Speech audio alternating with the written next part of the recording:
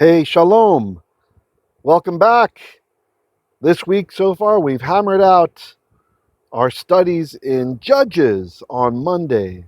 And on Tuesday, we worked through Exodus. And on Wednesday, that's yesterday, we worked through First Kings. And now, today, on Thursday, we are going with the wisdom literature as we continue progressing through the book of Qoheleth, which is Ecclesiastes, starting with chapter 4, verse 13, and we are using the modern, latest critical textual edition, which is Biblia Hebraica Quinta. I'm happy to have access to the text for this particular book. It's not out for all the books, but it is for this one, and we've got it. So you're looking at the latest and greatest critical text, so that's really fun. Let me just say a blessing and a prayer. Father, may it be your will that you bless all of my students with supernatural learning. Everyone who hears this video, may it be your will, Abba, that they are moved and they fall utterly in love with Lashon HaKodesh, the Lashon with which you created the universe. You yourself uttered the words Yehi Ol, come into existence, light, employing that verb from which your own name comes from. The name with a W inside of it that starts with a Y. The name which we know, but we do not utter out of reverence for you, out of respect for you as our Father, just as we don't utter our earthly fathers' names to their face. May it be your will that everyone who has a heart to learn will be moved, and they will learn whatever sect or denomination, whatever walk of Judaism or Christianity they may come from, or any of the other religions which believe in the God of Israel, whom you are. We ask you to release the hostages, the people who were stolen by wicked Hamas, and that you would annihilate that evil terrorist group, that you would bring peace to our people, to our land, and also that you would defend and bring peace to Ukraine, the war-torn nation who did not ask for this war but are engulfed from an evil invasion. We ask that the thousands of children who were kidnapped by Russian forces would be returned to the Ukrainian parents, that their names would be reverted back, this forced Russification would end. And we ask that on both sides that people would find you, the Russian soldiers and the Ukrainian soldiers, the medics, that they would hear your voice, especially those about to meet death, that they would find you and come to you and turn their hearts to you and have a revelation that there might be some good that comes from the horror that is war, in realizing that you, the Elohei Avraham, the Elohei Yitzchak, the Elohei Yaakov, that you are Gam Eloheinu, the Gam Eloheihem, also their God. And please finally bless the memories of everyone studying Biblical Hebrew with me. Help them to be amazed at how they can remember the things they remember, far beyond any of the other learning they've done in their lives. All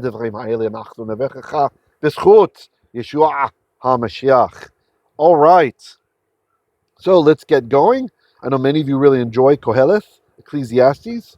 We continue to bang out through this book. We are more than a fourth of the way through the book, so that's nice. Going to add another book to the Hebrew books that are translated and explained here on our channel here in Hebrew Literacy. And as always, I just would like to let you know that Hebrew Literacy is an outgrowth from the ministry of Congregation Simchat Hashem here in the Philippines, the joy of the name, that's referring to Yod-Heh Waw-Heh. And if you'd like to help us with the production that we do for these videos, this service, please consider becoming a patron down below, or soon we'll have buymeacoffee.com. We're still waiting for full approval from them. And there's other ways you can give. Check the description if you'd like to do that. We really appreciate your giving. You make it possible. And the more that is given, the better the videos will get.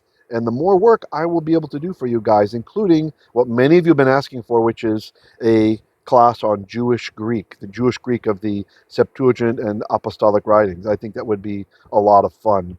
Maybe we'll read through Genesis in Greek, or maybe we'll do John in Greek or something like that.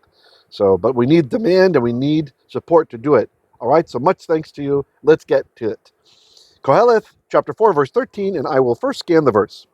Tov yeled miskhein v'chacham. mimelekh zakein, ukhsil, asher lo yada, lehizaher, od. All right, now let's look into it. Tov, that's tet. If you're just listening, tet, vav, veit, which means good. It's an adjective.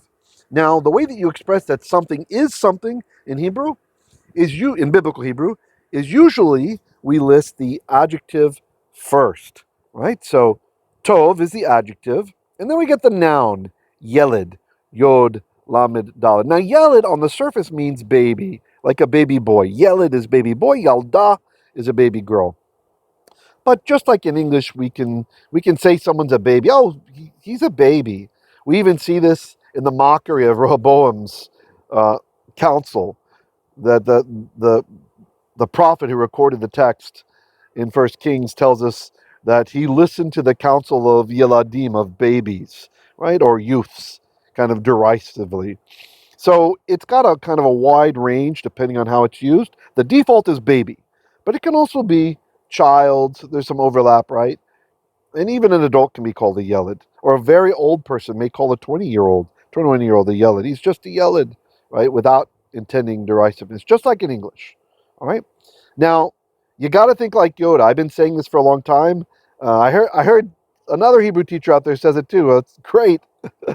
Great minds think alike, right? So, Tov HaYeled, if you think like Yoda, good is the boy. Yes. Right? Yeah, that's how Hebrew is. Tov, good. Good is, where's my laser pointer? Good is yeled. Good is a boy. Miskhein. Miskhein. Now, this is kind of a rare word. Miskhein. It only occurs 2 times in all of Scripture. Miskhein.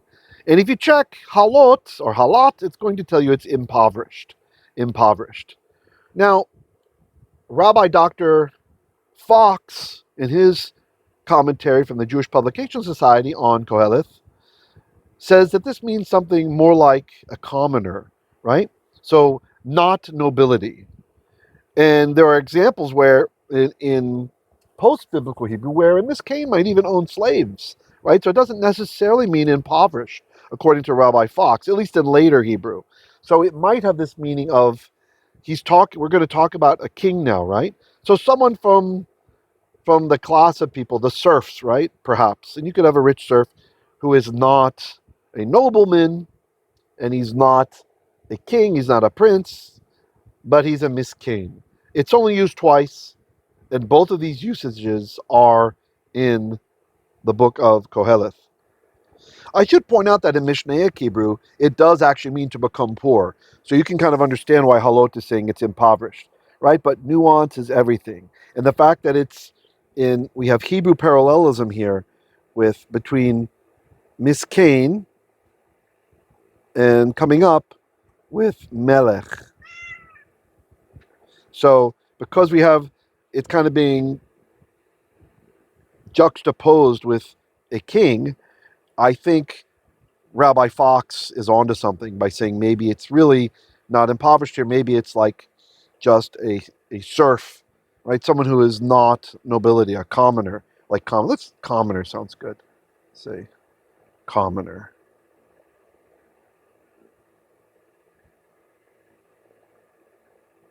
Not part of the ruling elite. That makes some sense, I think. And by the way, Ibn Ezra teaches this principle as well, that you always want to look at what we call Hebrew parallelism. It will help you with nuancing your words, right?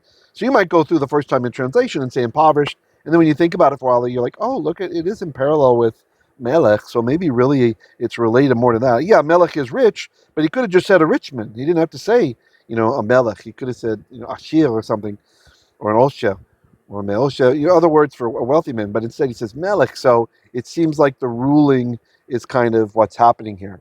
So, Tov, Yeled, I'm just going to be hyper literal for now, okay? Good is Yeled, a lad, let's just say a boy, miskhein, who's a commoner, the chacham, and chacham, wise. Or maybe but wise is better, right? He's just a yeled and he's a miskhein, V'chacham, but he's wise. And that's another adjective, even though I didn't mark it. I'm not marking them all. Usually I'm more interested in you guys understanding the relationship to nouns and adjectives than just an adjective hanging out there, whatever. I'm not sure that there's that extra information is so useful for your learning to understand Hebrew better, right? Our point is to read and understand the text. All the other fancy schmancy stuff can come later. So, tov, yeled, miskhein, v'chacham. Good, a baby or a kid who is a miskhein, a commoner, v'chacham, but wise. Mimelekh, so this is min melech. The noon went inside of the mem, and that's why it's doubled. If you're just listening, I'm trying to make it sound that way for you. We usually just read mimelech, but mimelekh is really what it was in ancient times. So min is from melech, king. Now this is what we call the mem of comparison. And basically what he's going to do, he gives you the er at the end of an English adjective, right? Er.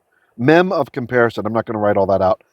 So if something was gadol, which is great, like big, then gadol min, big from, is how you say bigger or greater. Okay? If it's kadosh, holy, kadosh min is holy from, means holier. Okay, now this, unfortunately, in English we don't say gooder, so it doesn't work so well.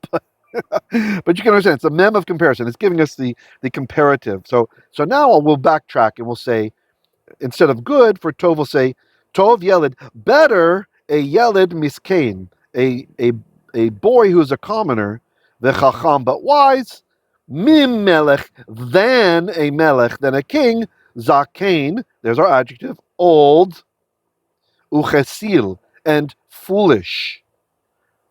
Asher, aleph shin reish, who, lo yada, lo lamed aleph, not yada, knows, doesn't know, lehizaher, loud, lehizaher. Here we have an infinitive, a nifal infinitive, and it's harder to explain if you're just listening, but what's happening is there's a dagesh in the zahar.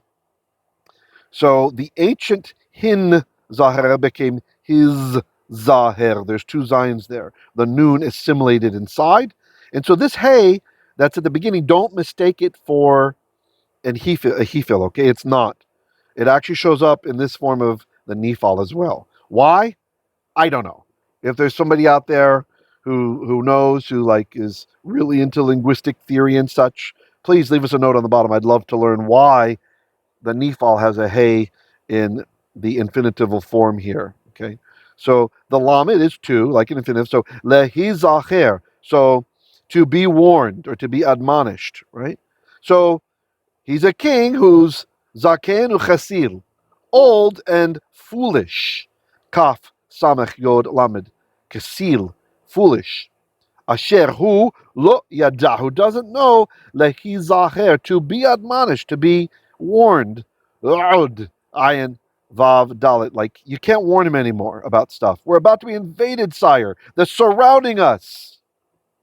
You cannot. He will not listen to you because he's a chesil, right? And actually, we probably shouldn't say old and foolish. We should say old but foolish. Rabbi Fox again suggests that this should be a but here rendered, which makes sense because otherwise it sounds like that's the norm for zakein, for old. And a few of you have sometimes, some of us have been admonished by an older person, right, when we're not showing proper respect or we're not listening to them, and it's hard for youth to listen to wisdom. So the normative for a Torah keeping person when they're zakein is not chisil but chacham. That's the whole power of the parallel here. You've got a yeled miskhein, but he's chacham, and then you've got a melech zakein, but he's a chisil. He's a fool. Asher lo yada, who doesn't know lehizacher, to be zahard, to be warned. Or the hefil equivalent of this, he's here, is used in the Torah to warn someone about the Torah, Torah Hashem. Okay? I'll read one more time through this time, actually two more times, one more time through. You try to translate before I do. Tov, good. Yeled, a baby or a boy. Miskhein, and that's only miskhein instead of miskhein because it's a begad kafat letter and we have a silent schwa in front of it. Miskhein. So you could go with impoverished or commoner. I think Rabbi Fox is onto something with commoner there. Vechacham. But chacham. Chet. Kaf. Mem. Wise. Mimelekh.